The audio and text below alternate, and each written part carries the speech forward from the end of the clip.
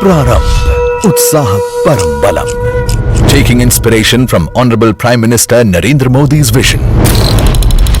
Let us ignite the next major movement for startups. Let's celebrate the ideas and the excitement. Let's exchange awareness and knowledge. Let's expand the horizons. Let's establish accolades. Let's embrace. Let us initiate.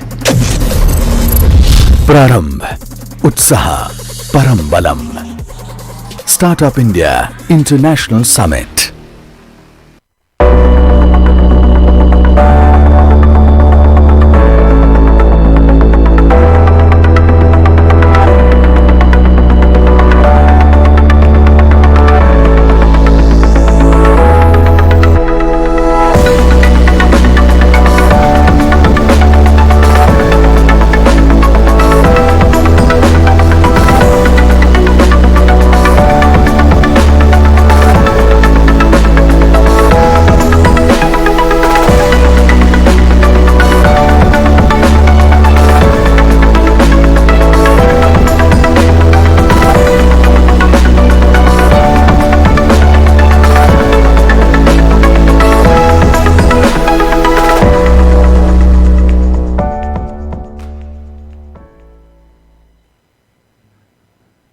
Okay.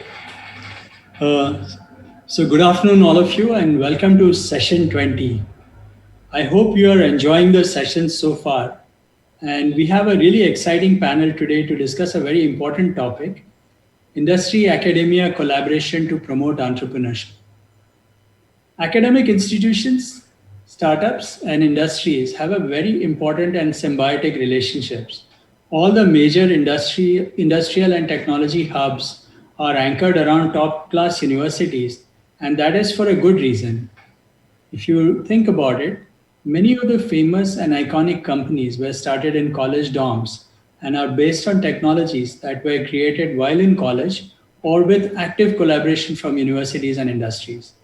During the last 9 months, in the background of the global pandemic, we have seen tremendous success triggered by industry academic collaborations. Today in this panel, we have an amazing group of experts who will share their point of view on this topic. We have with us Professor Ram Gopal Rao, who is the director at IIT Bombay, Mr. William Blair, country manager and country head for Lockheed Martin India, Mr. Ulhas Kamath, joint MD Jyoti Laboratories, Dr. Mohan Reddy, chairman Scient, and Professor Shekhar Mande, Director General of CSIR. Clearly, taking an idea from research all the way to commercialization and mass production and mass distribution has several steps. Research to product idea to prototype, prototype to design for manufacturing and commercialization, and product to manufacturing and distribution at scale. In today's session, we are going to run this in two parts. In the first part, approximately 20 to 25 minutes, I'm going to introduce each of the speakers and have them share their thoughts about this topic for about 5 minutes. After we have done an introductory round and a round where everyone shares their point of view, I have a few set of ideas which we will go through and have an intense discussion on this with hopefully we will come out with certain suggestions and ideas for the industry and for the academics in terms of how we should proceed.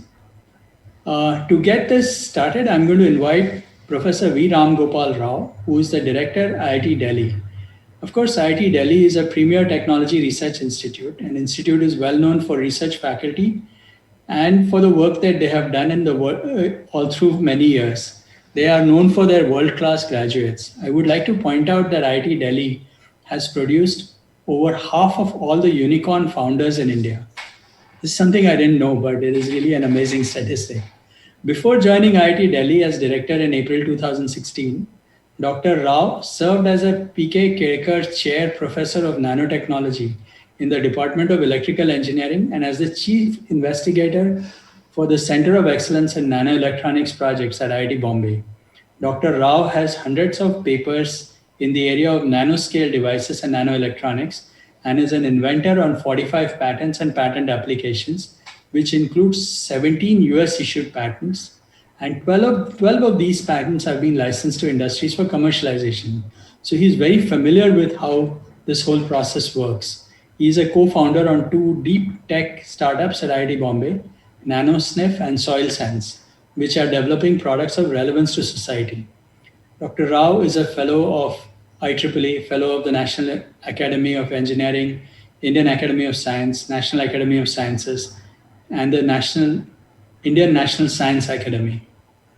He is recognized for many awards, including the Shanti Swarup Bhatnagar Prize in Engineering Sciences in 2005 and the Infosys Prize in 2013. Dr. Rao also received the Swarna Jayanti Fellowship Award. So, we are going to start up with Dr. Rao sharing his point of view from the academic side, how he sees this whole industry collaboration and other things to get started. Dr. Rao? Yeah, thank you very much, Mr. Deshpande, for the introduction. And thanks for having me on the panel. It's a privilege to be alongside my other co-panelists. I think if you look at the academic institutions, I think I have been a director now for close to 5 years. So I will not speak about what we should do and all that. If something needs to be done, I should have done that. Therefore, I will use more like the experiments that we conducted at IIT Delhi and in this direction and what really happened. Like you mentioned, IIT Delhi is known for producing so many unicorn founders. When I joined IIT Delhi, I also was very curious, what is that IIT Delhi is doing right that so many people coming out of this institution are able to get these unicorns done. I think the basic difference is the IIT Delhi traditionally attracted people from business communities. If you look at IIT Delhi, even the distinguished alumni list, you find Agarwals, Bansals, Mittals, and only those kind of people. In fact, when I joined, when a foreigner looked at it, is it a title you give to a distinguished alumnus awardee kind of a thing? So that Agarwals, Bansals kind of a thing. So I think that is what basically differentiated IIT Delhi from rest of the IITs. And no wonder all these people coming from business communities got a degree, and then they did not go back to their family businesses. Instead, they founded new companies and made them scale up and all that. The processes, they already had in their DNA, and that is something that has definitely made a difference. I think, when you look at the research aspects at IIT Delhi, I realized that a lot of research is happening, but what I found was the relevance is missing. There are people here, doing modeling on air quality in London, but modeling air quality in Delhi and addressing this is a challenge because, first of all, where do you start? If you want to start modeling the air quality in Delhi, you need data, and nobody is measuring the data systematically. And these are some of the challenges. So I said, from research, how do we go to relevance? How do we make the research relevant? Because I realized that education for an academic institution, there are three aspects: education, research, and the third part is innovation. From research to innovation, to me, the missing links are relevance and the delivery. So if you can add the relevance and delivery to research, obviously the innovation will come out and a lot of great things will happen. So first thing we started doing was, how do we make the research relevant in our academic institutions? So I realized that our institutions are very homogeneous in nature. Everybody is working in silos. Nobody is talking to anybody else. So we said, can we go out and connect with other institutions in Delhi to start with, and other institutions all over the world to take it forward. So we consciously connected with all the leading institutions in Delhi, starting with All India Institute of Medical Sciences to Indian Council for Agricultural Research to DRDO. Now today I can tell you, after 5 years here, we have now almost like 200 crore worth defense-related projects at IIT Delhi. About 100 faculty members, 150 PhD students are involved in DRDO-related projects. So once we connected them to all these stakeholders, then they started working on the real-world problems. We also started major industry connect kind of initiatives. So that made a difference. But me saying that you work on problems of relevance, you connect with each other, was not making much of a headway. So we said, let us start some structured programs. One thing we started was a faculty interdisciplinary research program.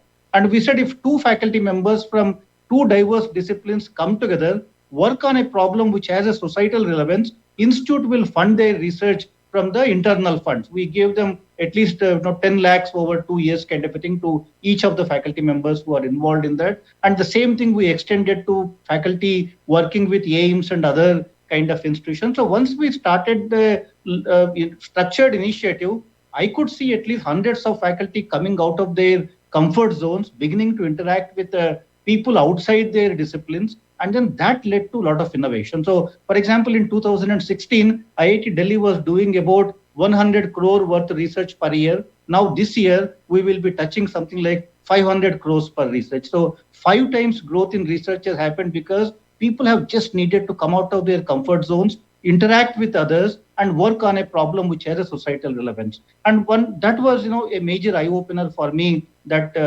just bringing people out of their comfort zones, what kind of impact it can have. And but then we also realized that a lot of research is happening, but you need to protect the IP. So we strengthened our IP protection policies, and we also encouraged people to file patents through structured programs. Again, IIT Delhi was doing about 15 patents in 2015, 2016. In 2020, despite COVID, we filed 153 patents. So therefore, all that is needed is structured initiatives at the institution, at the national level, to encourage people. Otherwise, in this country, there is a lot of preaching going on. Everybody telling us work with industry, everybody telling us start a company, but that doesn't lead anywhere because there are no structured programs which are going alongside with it. So once we had the structured programs at the institute level, I could see a 10 times growth in many of the aspects that we have done. So that is where the relevance comes in, connecting with people who come from different attitudes, different cultures, different disciplines. That is what I call unlike minds coming together, which is the first step for any innovation to happen. Then the delivery was important. So we said, traditional way of interacting with industry is one way you can do delivery, but startups is another way. I wanted to encourage faculty innovation. I wanted faculty to become entrepreneurs. Again, I said, just preaching people is not going to take us anywhere. We started a program called FIRE, FIRE, Faculty Innovation and Research-Driven Entrepreneurship. We said if any faculty member wants to start a company, institute will give them a 3 years of leave to that faculty member. 1 year is a fully paid leave, which we call sabbatical. 1 year sabbatical plus 2 years of leave. Institute gives them 50 lakh rupees to build a prototype and then connects them with all these alumni and others to start their enterprise. So once we again started a FIRE program, so many faculty came out and said, we want to start companies now. Now, again, we are seeing a significant rise in faculty entrepreneurship. Once faculty members start doing it, now the PhD students are joining hands. Now that is the thing that we started a PhD incubator program at IIT Delhi. All IITs together are graduating today, something like, at least like 1,500 PhDs now every year. Now, not even 1% of them are getting into entrepreneurship because at that slightly later stage in their career, starting a company is, they consider is not really very worthwhile thing for them to do. Therefore, again, we need these structured initiatives for PhDs to, start companies. I think these are some of the structured initiatives. If we can do replicate at the national level, I can see, there is a lot of untapped potential in academia. Of course, connections with industry are important, but I think startup innovation or innovation to startups is another mechanism through which we can really bring to the society a lot of good work that is happening in our academic institutions. Thank you, Dr. Rao. I think this was very useful. I think you shared very nicely the importance of collaboration and also relevance for research. And I think some of the programs that you have set up for getting faculty members involved in research has been actually quite fantastic. So I must commend you. I'm going to pick up on the research and relevance topic in the second round again when we talk and exactly how you were able to get this energy amongst the faculty members to do that. But before I go on, let me now invite our second speaker in this session. And I'm going to invite Mr. Ulhas Kamath, who is the Joint Managing Director of Jyoti Laboratories Limited. He is responsible for business development, new project, M&A, and financial management. He has over 25 years of experience, and he has been part of the driving force in transforming the company from a proprietary concern to a multi-brand FMCG corporation with key brands like Ujala, Maxo, Exo, Prill, Henko, Margo, Mr. White, Check, Neem, Maya, etc. Under his leadership, Jyoti Laboratories has had a successful IPO offering in 2007 and a QIP in 2011. He was instrumental in the acquisition of Henkel AG's India operations in 2011 and helped elevate Jyoti Labs to a top 10 FMCG brand in the country. Mr. Kamath has participated in advanced management programs at Wharton and at Harvard and has done a management degree from the London School of Economics. He is the chairman of FICCI Karnataka State Council and a member of FICCI Startup Committee. He is also the chairman of the Vision Group of Government of Karnataka for FMCG manufacturing cluster. So, Ullas, what are your thoughts on this topic? Thank you very much, sir, first of all. And today is a great day. In the morning when the Prime Minister spoke about Indian-made vaccine, actually, this is the day which we are looking for, a Made in India vaccine. So it's a great day today for all Indians, and I'm very, very proud about it.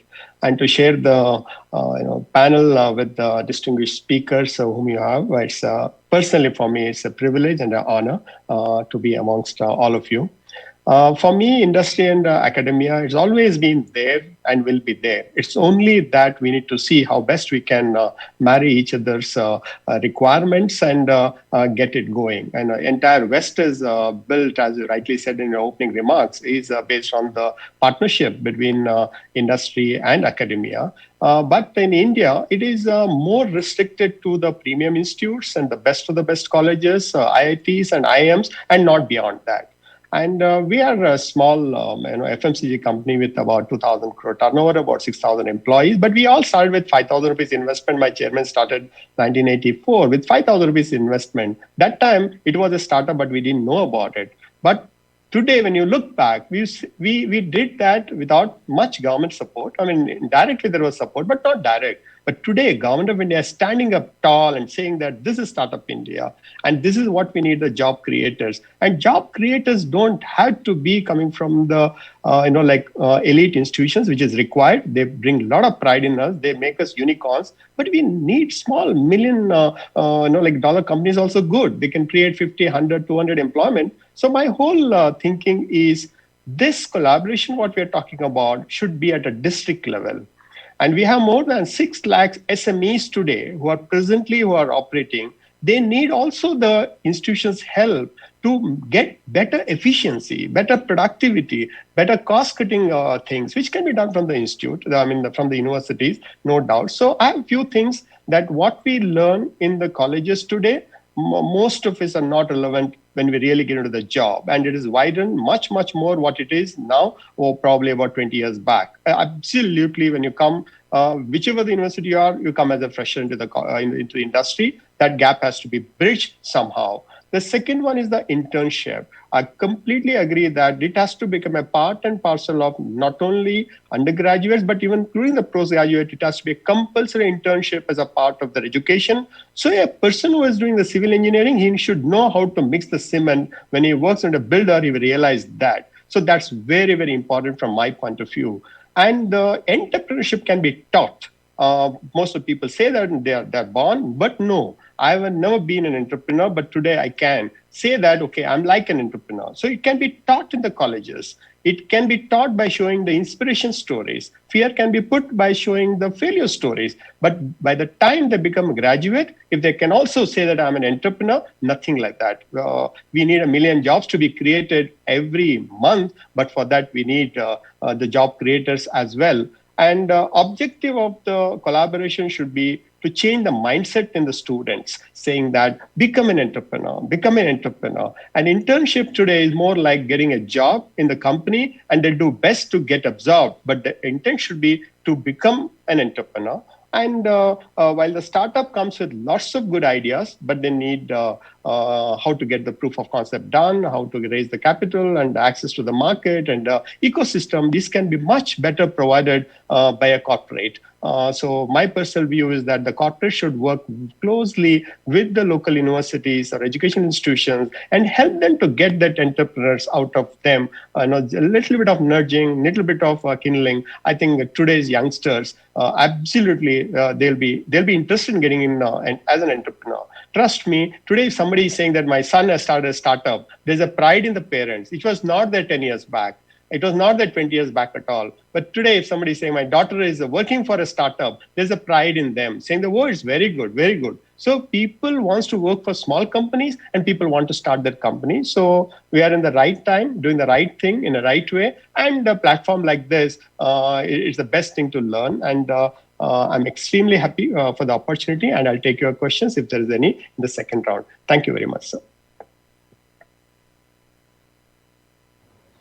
Thank you, Ullas, for sharing your point of view. And I think you made very important points about the fact that, while the IIT and IIT Delhi has done a fabulous job of imbibing this is not true with smaller colleges and smaller towns. And the SMEs are, again, a good source of entrepreneurship. And not every small enterprise needs to become a unicorn. We really need lots of, as they call, these jugnus from everywhere to really be the fireflies that we need for our industry. So from someone when you mentioned that, when entrepreneurship was not very glamorous in the 30 years back, that is when Mohan Reddy started his firm. And I'm going to invite him to talk next. He's a visionary who has firmly placed India on the global engineering, research and development services map by establishing Scient in 1991. His efforts led Scient to contribute more than $5 billion in cumulative exports from India to several global clients, including many Fortune 100 companies. His effort has led to creation of thousands of jobs for engineering professionals across 14 countries. Dr. Reddy is the founding member of Hyderabad Angels, along with industry leaders today, and has been a founding director of T-Hub, one of the largest incubation centers in India for startups that was set up by the government of Telangana. He has invested through his Saranam investments into many startups in edutech, health tech, and green tech, and works with various incubators, accelerators, and corporate startups. Dr. Reddy has served as the chairman of NASSCOM during 2015-16 and served as the chairman of CII Southern Region, and currently is the chairman of CII Education Council. Dr. Reddy took up several leadership positions to promote higher education in the country. He is currently the chairman of the Board of Governors of IIT Hyderabad and also IIT Roorkee. He is a member of the Leadership Advisory Board at the University of Michigan College of Engineering, USA, and a member of the Court of Governors of Administrative Staff College, India. He has chaired evaluation committees for the ARAI rankings and is one of those very few people who kind of spans across industry, where he has been a founder and a leader for 30 years and has been a very active member of the academic management community. He has received a Padma Shri in 2017 for his contribution to trade and industry. He is a recipient of the Distinguished Alumnus Award from IIT Kanpur and a fellow of the Institution of Engineers.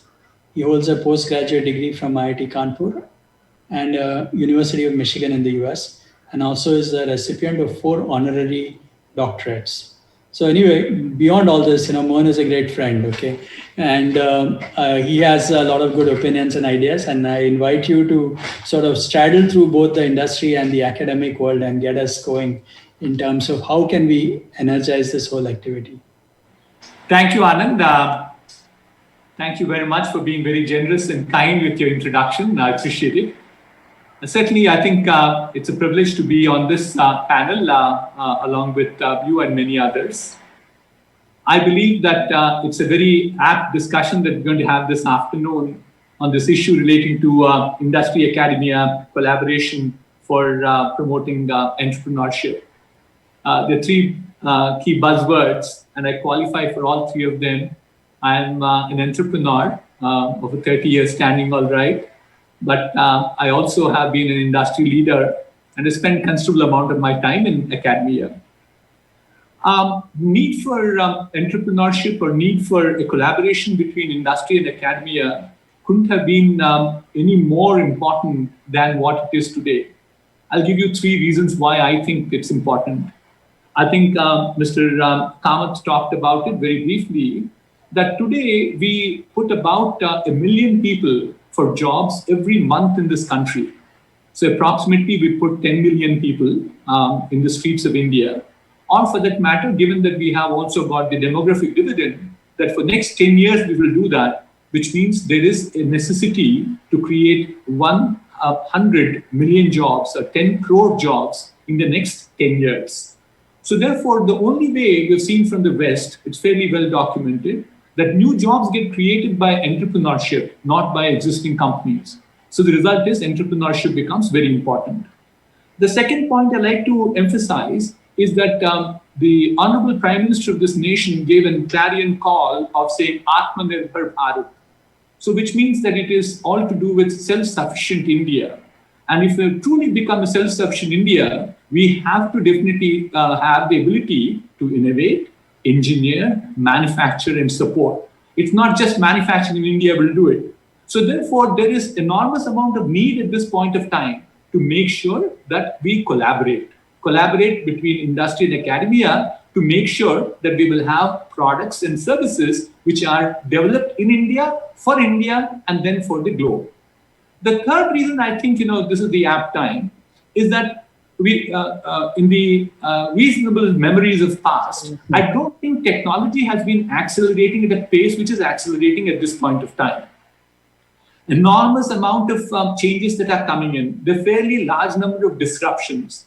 An automobile which was largely being conceived as a mechanical device with an internal combustion engine which is about say 200 to 300 kgs, now is being replaced by small little motors which can drive the 4 wheels.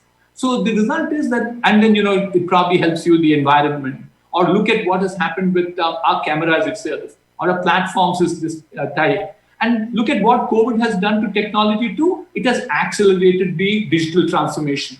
Certainly, we are seeing more amount of technology use. So I give you 3 reasons why we should do. We need to have more jobs. We need to become Atmanirbhar. And third one is technology is at its best. So I have 3 suggestions to offer thereafter. What should we be doing? The first and the foremost is, if we want to definitely make sure that this linkage between academia and industry becomes stronger, I think the research that is being done in academic institutions has to become very relevant. Professor Ram Gopal Rao talked about it. The responsibility for our faculty is to create knowledge. That's the R&D work. The second one is you disseminate the knowledge, that's the teaching they do. And finally, the third one is apply that knowledge, the application part. I think the relevance becomes important for the first and the third one. And that part could become more important. And even if you assume for a minute, we keep that aside and say, yes, there is a fairly large amount of work that's being done in the research and development areas in our academic institutions, they have to get commercialized. They're not being commercialized to the level they can be. So one of the suggestions we're working on with the government right now is to create a concept called Ideas Lab in every potential engineering college, and in a format of a cluster, that is in a particular region, you probably focus on a particular industry or a particular technology. And it has to be a 3-way tie-up between the institution, the government, and the industry. Not just one industry, it could be a number of industries. Actually, my proposal is to create a Section 8A company where all 3 of them invest. For 2 years, you can probably support them, but thereafter they'll become self-sufficient. Which means that you can commercialize these ideas quite extensively. That's my first suggestion to you. The second suggestion that I have is that there is a fairly large gap. I think Mr. Kamath talked about it in terms of what is being taught and what do these engineers get at the end of it, etc. The point I'd like to make is it's very valid and true. One way we can bridge that gap is to have more amount of academia-industry exchange. We're doing some work on that area too. And certainly I know a faculty member, like especially in the IITs, where I work very intensely, but even otherwise, it's not easy for him to recruit himself from the education institutions for 2 years or 3 years. They have PhD students, they have MTech students, they have the ability to teach. So we are now saying, can they have part employment in both industry and academia? So I could say 60% in academia, 40% in industry, and the vice versa of it. Industry will come to academia and do it. So if you have this industry academia on a partial time basis and partial salaries too, salaries being reimbursed by the right people, you will find more amount of ability to understand the real problems that are there. What are the real problems of the industry? What's the real technology which are there in the academic institutions to take them back? That's my second suggestion. My third suggestion, I might differ a little bit with Mr. Kaman. Entrepreneurship cannot be taught. I've done some amount of work in that area, and entrepreneurship, what we can do is create an ecosystem for entrepreneurs to bud. Actually, several people come to me and ask me this question, Mr. Reddy, give me one idea. I want to start a company. And I keep saying that's a sure shot way of a disaster, because entrepreneurs never got told by others saying that what is the idea they need to get. It has to come from within. Similarly, entrepreneurship has to come within them. But you can create an ecosystem to do that. Ecosystem is to make sure they get a clear clarity of what is entrepreneurship about. I think Mr. Kamath pointed out some success stories, some failure stories. Failure stories, I keep saying, failures are the source for us to learn. They're learning exercises. And then, you create incubators. You also have tinkering labs. You have funding. So therefore, as a result of that, we can probably create more amount of entrepreneurial ecosystem in academia to ensure more number of entrepreneurs come by. So I have three suggestions to make, therefore. The first one I said is create an ideas a lab between all three stakeholders. The second one is increase the academia industry exchange of faculty part-time basis. Third one is create an ecosystem for entrepreneurship in the academic institutions. Thank you, Anand. Hey, thanks a lot, Mohan, for really setting this up. I tend to disagree with you on the point on creating whether entrepreneurship can be created or not. And I think some of it has to do with the fact that, in my opinion, entrepreneurship is a range of things. A lot of people will be self-employed, and we are going to see a gig economy as we look ahead, and everyone will need to be an entrepreneur. So it'll be something that you'll have no choice on, and you'll have to do it. So you'll learn how to do it. But let me just get to the point here in terms of what we are talking here. I want to go back to some of the points that were made by Professor Rao very early on. And this one, I think I was hoping Professor Monday would be here as well, because this was something that I saw in the last 9 months of COVID-related activities. There was a large amount of interdisciplinary work that happened. Many different institutions came together, and every IIT and all these research institutions really put out some amazing designs and amazing products in a very short period of time. And Dr. Rao, you mentioned a lot about this interdisciplinary part as one of the first things that you did.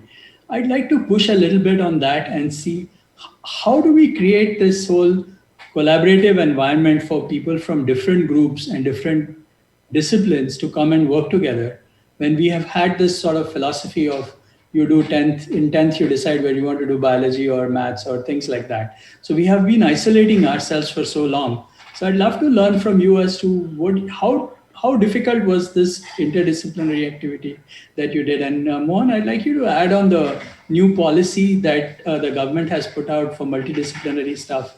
And would that help in creating better entrepreneurs or better ideas to products? So let's focus a few minutes on this topic, if you don't mind, Dr. Rao. Yeah, in fact, that's a very good point. We did two things to promote the interdisciplinary kind of a research. One thing is we said you can get funding if you just go out and interact with somebody. So some people came out of their comfort zones, started developing interactions just to get that funding. I think that was one way. And the second way was we said we will put the problem first. So now if you, for example, once we started interacting with DRDO, or once we started choosing some societal, we had a grand challenge kind of an initiative at IIT Delhi. So once we said, work on a certain problem, problems don't have a discipline. Now, if you want to solve the Delhi air quality problem or even double the farmers' income kind of a problem, what discipline do they belong to? They really don't belong to any discipline. So we did this problem first kind of an approach, and that made a lot of difference because, for example, even the COVID, like you mentioned, is the best example. When we all decided to close down our institutions way back in March 2020 because of COVID, I made an announcement that anybody who wants to work on COVID, the institute will be open for them. The labs will be open. We will take all precautions. So some faculty members stayed back, some students stayed back, and we said the whole institute will focus only on the COVID. Therefore, that focus was important, and COVID was the problem. And there were also the urgency because we said, it's a national problem. And if you can deliver your solutions in a matter of a few months, they will be relevant. Otherwise, nobody will be interested in that. So there was urgency, there was focus. And, then the institute all said that we will all work on COVID kind of a thing. Within 6 months of time, I was amazed myself at the amount of innovation, at the amount of work that we were able to do in the COVID area. Whether you take diagnostics, we have the world's most affordable diagnostic kit from IIT Delhi, RT-PCR, which we have licensed to 10 industries. On the PPEs, we were able to put out 5 million PPE kits from IIT Delhi through our startups. 40% of them are now getting exported. And on the treatment side, we were able to develop new, we looked at the traditional medicines and their effectiveness for COVID prevention. So I think, that is what was required. The focus is one thing, the nationalistic kind of a feeling, the urgency. Once you put them ahead of your discipline, I think all these disciplines will vanish. People will have enough of a motivation to work together. If India has succeeded in putting out satellites, whether it is ISRO or the atomic reactors, DAE, why have they succeeded? In this country where, we keep blaming academia that nothing much is happening, we have also, the same Indians have produced ISROs and DAEs and DRDO kind of organizations. Again, the problem first kind of an approach. You may have any number of ISRO laboratories. If you are not able to fly a satellite, nothing else matters. I think once that focus was set, Indians have done very well. Academia for a very long time did not have that focus. Everybody can choose their own problem, decide what to do with that solution, which is often a publication, and then move on to the next problem. I think as a result, nothing much, looks like has come out of these institutions, but COVID showed us the way, and the ISRO is showing us the way. I think, at the national level, setting targets, connecting these institutions to real world problems is what is required. And America has done that in 1862 through that Morrill Act, the land grant university kind of a model. India now is beginning to do that. I think another 3 to 5 years, I can tell you, you will see our academic institutions in a very, very different light because COVID has actually brought out the potential of these institutions and showed it to the world. Good. Let me add to what Professor Ram Gopal Rao said. The first one is he talked about collaboration quite a bit. And I think a standing example today for collaboration is what we saw with the Covaxin, which got released by the Prime Minister. Actually, if you look at the research work that was actually done by ICMR and National Institute of Virology, it was only manufactured by Bharat Biotech in Hyderabad. So it is an extraordinary example, and I think it will set a tone for a number of institutions thereafter to follow this particular path. And what is the outcome of it? It's a world-class vaccine that we were in a position to manufacture in India. The fact I was in a meeting with Mr. Gariwal, the AIMS director, earlier in the afternoon, and he was telling me he was one of the first people to get vaccinated with Covaxin this morning. So having said that, let's move on to the policy that the government is putting together for having multidisciplinary nature. Is certainly, I think there are a couple of things that I like to point out. One is multidisciplinary becomes extremely important. My very classic example is go back to automobile, what automobile of even past or present, and what we will look at future. I think the 2021 predictions of Elon Musk is that he will have a fully automated car in the streets of the world this year. That's what he said. So the result is that you see tremendous amount of transformation from mechanical to electrical, embedded, then into software, cloud, and so on, sensors, LiDAR, and so on. Or you also see the other area where something like the smartphone has 18 different functionalities built into it. Even 20 years back, they were discrete devices, all got compressed into one. So, and one of the challenges that Steve Jobs had in building the iPhone was glass technology. He required that unbreakable glass and that it took him to go to Dow Corning to get it done. And they found it extremely difficult to believe the type of volumes that he was talking about. So therefore, I think it is extremely important at this point of time to get to more amount of interdisciplinary nature. I think all the institutions, the IITs, I also work very closely with the IICT at this point of time, are giving fairly large amount of flexibility at this juncture for students to go and do something beyond the core. We will come down to disturbing the core as we move forward, but at least now they're saying he probably become major in mechanical engineering. Thereafter, he would have minors or will have options being taken from other places. So therefore, I think the importance of having the ability to go and handle areas of humanities, social sciences, etc., are being well understood by the academic institutions, and they are doing an extraordinary job in terms of having those departments. I'm sure Professor Ram Gopal Rao has a large department of humanities. He has a department of management sciences, and so on and so forth. I think one of the best MBAs I've also heard comes out of IIT Delhi. So therefore, I think the second is the humanities part. Third one, which is I think very importantly that comes out of NEP 2020, the details are being worked out as we speak, is also the ability to have a fungibility between one institution to the other institution. That is, I probably still want to develop an instrument with electronic instrument, which probably plays the music a lot more better than what the devices are doing today. So I need to understand music too. So I can't get music classes in IIT, but then I can go to the best of music schools in town and then go and do a course there and still be counted as a part of my undergrad or grad or PhD degree, whatever it is. So I think the NEP 2020 or the policies of the government at this point of time, I would strongly say that they are supporting the multidisciplinary nature, multi-institutions, and multi-faculty.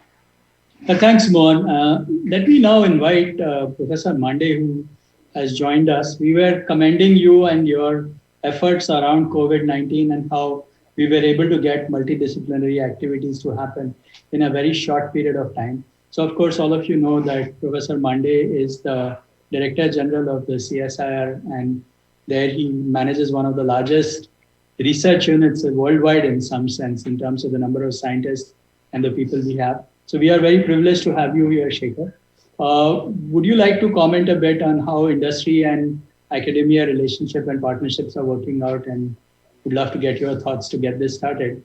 We are sort of in the last 15 minutes now, so we would like you to be a little short and we'll move this quickly. But thanks for being here. You're mute, Shekhar. Thank you, Anand. First of all, my profound apologies. I got stuck up on the road and it took a while to get here. Secondly, the organization I belong to, the CSIR, was founded in 1942. And when it was founded, the first chief was Shantiswarup Bhatnagar, who had considerable experience to work with industries. He worked very closely with oil industries and all. So he brought in that culture from the inception of the organization itself.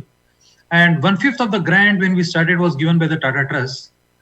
So that also tells, we started, our beginning was with a partnership with industry and academia together. And we have continued that to some extent with ups and downs, several ups and downs on the way, which also reflect the general thinking of the society at different point of times and all. But nonetheless, around 2000, a very major push for this was given under what was called as New Millennium Indian Technology Leadership Initiative. And many people, including Anand, I think probably you had a immediately project to work with some of our labs. But just like what Ram Gopal Rao said just now, as COVID time was a real booster for all these activities. It has taught us many different things, and it has actually brought whole lot of people together, whether in academia, whether it be in industry, and academia and industry together. Is absolutely amazing experience. And in the COVID about a year ago, when we started working on different aspects, we had a fantastic response from industry who expressed that they want to work with us. So that has been a fantastic experience till now. The challenge is going to be how do we continue this momentum that we have generated, all of us. That's a major challenge ahead of all of us. And there are many different models that have been talked about over the years by many different people. And one of the models that is most talked about is something called triple helix model. In UK, what you call as the catapults. And that actually seems to be an attractive idea to pursue. And we are currently debating very hard internally. And hopefully in the next 2 or 3 months, we might even roll out a scheme onto this model. The triple helix model essentially says that there are 3 major arms. One is the academia, one is the government, and one is the industry. Together come together and have some sort of a structure in which we worked on very focused problems which are of great relevance to the society, and industry commits to take these problems to the society in the end. And most of the expertise or the risk is taken by academia in their research. So this is what we're actually looking forward. I'm so sorry that I came late. So this is what I would like to propose, is that what we are looking forward to now is maintaining the momentum in the post-COVID-19 era. I would like to appeal to all the academia, all the industry, that we could actually facilitate everybody coming together.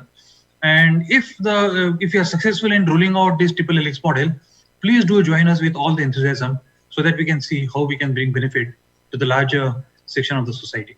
Thank you, Anand. Thanks. I'm going to come back to you, Shekhar, in another couple. Let me ask a couple of questions and I'll come back to you. I want to ask Ullas this comment that is very well known. And people talk a lot about the fact that ideas are cheap. It's all about execution. And Ullas, you've been part of a business where you have really focused a lot on execution. Now, clearly, you have been working with many researchers and other research labs. How do you attribute the idea to execution change? And do you believe so I don't doubt the IITs and the researchers' abilities to come up with ideas, but how do you take those ideas all the way through execution and mass market? What would be your thoughts on that topic, Ullas? It's a very relevant question. In fact, all our companies, most of us, the entire business model is based on the consumer insight. We always bridge the need gap. We are in FMCG business, but consumers are always aspirational and they want better things for a cheaper price and they want more for less. And that's the Indian household. So always the consumer insight, when we give it to outside agencies to do the research for us along with us. And that is something in entirety can be given to the university, according to me, because they have marketing students, so they can understand what the consumer insight, how do they get it, how to source it.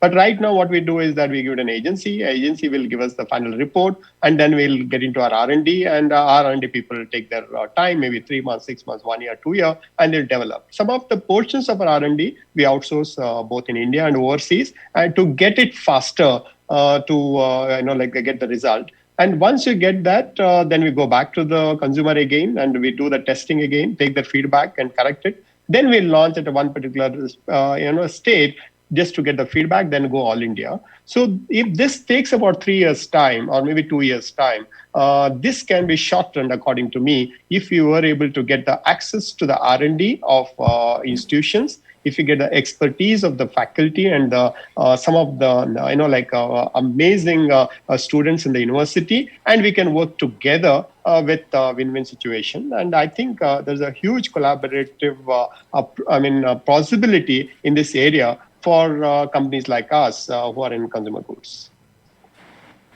Okay, I want to keep moving. So I want to try a different question, slightly in a different way. And Shekhar, you pointed out about motivation, and Dr. Rao also mentioned a lot about how money was a good motivator. Clearly, from the startup financial industrial setup, money is really the motivator for investment as well. If you could get returns for your investments, people would invest. So what is your point of view on the fact that why should governments invest in startups? Why should governments and companies be investing in exits? If we get exits, automatically people will invest in startups. So how do you promote exits, and what are IITs and CSIR labs? What are their opinions about exits and individuals in the labs making a ton of money because of their ideas and research and all of that stuff? How do you see that culture of cash driving the rest of the motivation? What would be your thoughts on it? And I'd love to get both of your feedback, and then Mohan, you can comment on the importance of cash to make all of these things flow. The basic fact remains is that the very high-end R&D for very relevant problems actually generally tends to happen in academic labs and institutions and so on and so forth. Generally, I'm saying there are plenty of exceptions to this particular statement. There's a very high-risk R&D that happens. And the fruits of R&D to convert into industrial use is actually a very long and very tedious and a very challenging process. Now, the early translation of this R&D into industrial use does require investments and does require money infusion, right? And if the industry is not actually willing to take that risk at that particular stage, there's a very strong desire of participation of people who can take that risk, and typically in the form of startups or spin-offs or whatever, right? So these are the people who are willing to take that particular risk and try to actually scale up and bring it to a level in which industry might actually have better comfort level of absorbing that particular technology or whatever. Now, who funds that is the question. Who would actually fund these entrepreneurs who are very early stage transitional entrepreneurs? And it's obvious that a lot of this risk can be absorbed by the government or the funds that are set up by government and industry together, or some sort of venture capitals who actually do that, or probably a mix of all of them together. And therefore, I think government investing money in the high risk early transitional entrepreneurs actually is a very valid and very well accepted idea, which the government of India also has woken up to about 10 or 15 years ago.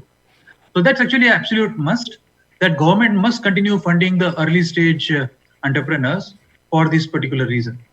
Now, if it is done by the students of the academic institutions or even the professors of the academic institutions or those who are associated with academic institutions, is even better, because they are the ones who actually have developed the idea, and probably they know what are the potential pitfalls on the way to commercialize it better. So therefore, allowing spin-offs or startups and all from academic institutions is absolutely a fantastic idea, and we must promote that more and more in the coming years. That's what my 2 pennies of thoughts, Anand. Thanks a lot, Shekhar.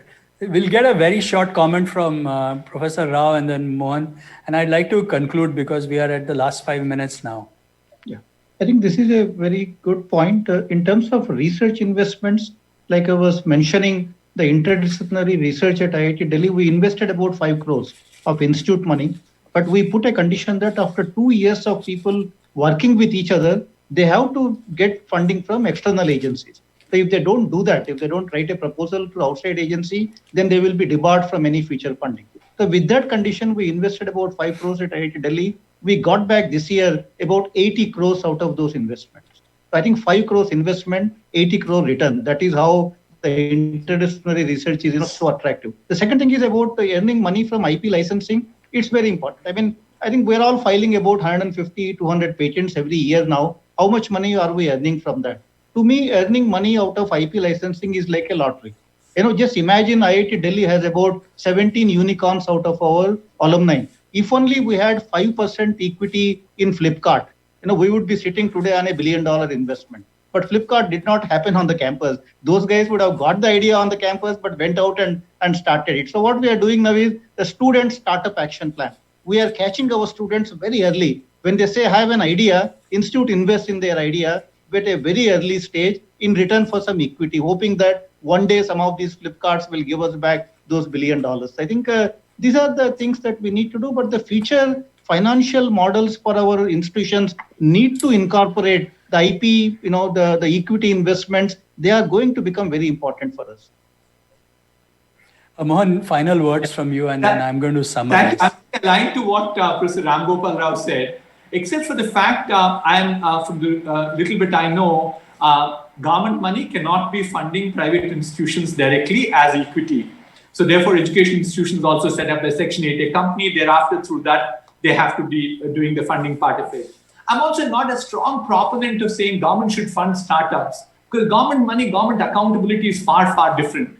And then if we start treading on the wrong areas, then the government does not have the risk appetite. It belongs to the society. So therefore, we should be very careful on that front. But all the same, there is a fairly large amount of money that's available, whether it's with high net worth individuals or with venture capitals and so on and so forth. What I think the government should be doing is start looking at easing up some of the restrictions that are there in startup community. Ease of doing business has to definitely further improve for startups. I think that is the key thing if the government does. The research will come, research funding can happen from the government, will come from the academic institutions. There'll be entrepreneurs who will come out and take that research. They'll probably jive with the ideas, build companies. But I think to make sure that they scale them, we need to have ease of doing business. I think this is fantastic. I think we've got some very good ideas. I wish we had more time. I just want to summarize and thank all the participants for being here. Clearly, I think we had a really nice overview of how research has been stimulated in the IITs by Professor Rao. I think his comment on multidisciplinary stuff, which was again reinforced by Professor Mande as well, and this was very visible in the COVID area, is very important. So I think this will go a long way if we can get collaborations to happen across various disciplines. And I think we need to do deliberate and systematic efforts to make that happen. Regarding relevance of research was again another topic that got discussed. While I am all for doing relevant research, I also want the academics and the faculty members to explore some bright, wild ideas, because sometimes you don't know what is relevant till you are actually done with it. So, it's a combination of things. And I'm sure, people will use their judicious capabilities to decide on that, but surely not everything needs to be irrelevant. Clearly, we want to do relevant research, and I think there were some very good ideas that were suggested. Ullas mentioned a good set of ideas around how some of the work that IITs are doing may not be trickling down into the tier 2 colleges and other colleges as such. And there is a wide gap between the quality of unicorns and students that IIT Delhi and other IITs are producing as compared to the ones in smaller towns and smaller colleges. So we, as a large country where we need millions of jobs every month, we need to not be focused only on the tier 1, but go across the entire country. And Ullas had some eloquent comments on that topic, which I thought were very useful. Mohan had several ideas specifically around how Atmanirbhar Bharat and different opportunities can be done. He has been also advising the government and AICTE on many initiatives of how to make this interdisciplinary stuff really happen. And the whole fact that technology changes that we are seeing in the market are going to be a major driver. So how do we get technology in the hands of everyone, so to say, would be a good opportunity for us to get going. I think we stand at a very interesting cusp. I think in the last 9 months, while we've been in very difficult times, from the research point of view, and Shekhar alluded to that, we have really seen a spark in the excitement, in the ability of our own selves, which we did not believe. And I've been personally very amazed at the innovations that I see from various IITs, CSIR labs, and the interdisciplinary nature of it. So not only have we talked about these things, we have actually demonstrated that this can be done. And people have come up and really delivered on numbers and phenomenal research, including the vaccine that was mentioned as well. So really, I think the challenge is that we have demonstrated this is possible. How do we sustain and continue with this kind of thing without having to have a pandemic every few years? I think is really the key to get this going. So thank you very much for being on this panel. I really appreciate this opportunity to moderate this panel. I think this was a good discussion. I wish we had more time, but thank you very much. And thanks a lot. I'd like to thank the organizers and hand it back to them. Thank you, Anand. Thank you very much. Thank you. Thank you, sir. Thank you very much. Thank you, Mr. Kamath. Thank you, Professor Rao. Thank you, Ms. Mani. Thank you, everyone. Thanks a lot.